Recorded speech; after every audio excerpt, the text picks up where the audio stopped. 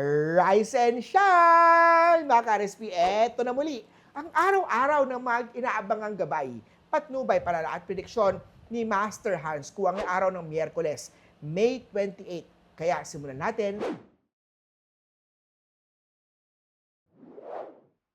Para sa mga pinanganak ng Year of the Rat, magtabi ng bahagi ng sweldo para sa mahalagang gastusin tulad ng monthly bills. Ang maswerteng numero ay 9. Orange naman ang maswerteng kulay kay Year of the Rat.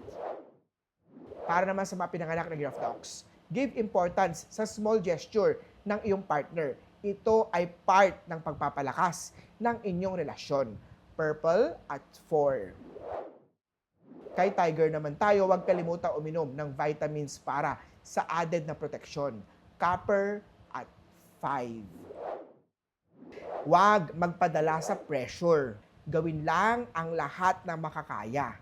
Maniwala sa kasabihan na do your best and God will do the rest. Ang maswerteng kulay kay Rabbit ngayong araw ay aqua.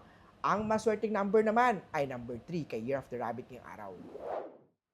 Sa Year of the Dragon, ang pag-ibig ay dapat dalawa ang magkasama dito. Teamwork sa isa't isa, tiwala at pagpasensya.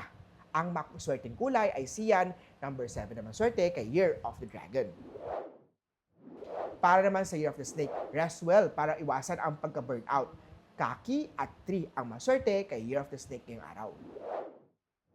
Kay Horse naman, maghanap ng paraan para mapalago ang ipon ngayong taon. 8 ang maswerteng number, maroon naman ang swerteng color kay Year of the Horsey. Sa Goat naman tayo, huwag matakot sa pagbabago sa mga Year of the Goat. Madalas ito ang susi sa tagumpay.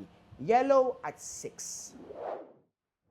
Kay Year of the Monkey naman, mag-focus sa pagpapalawak sa pag-alam sa iyong trabaho. Burgundy at 9 ang swerte kay Year of the Monkey. Kay Year of the Rooster naman, huwag hayaan ang chismis na sirain ang tiwala sa relasyon. Olive at 4.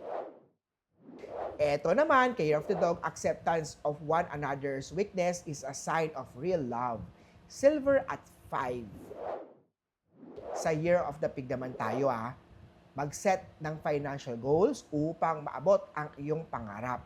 Something gold ang OOTD. Number 2 naman swerte kay Year of the Piggy. Uli po, ito po yung magabay, patnubay, palala at prediksyon lamang ni Master Hans Kua. Nasa iyong mga kamay, nasa lalay ang iyong tagumpay. Kaya always be positive at i-claim ang mga swerte, mga ka-RSP.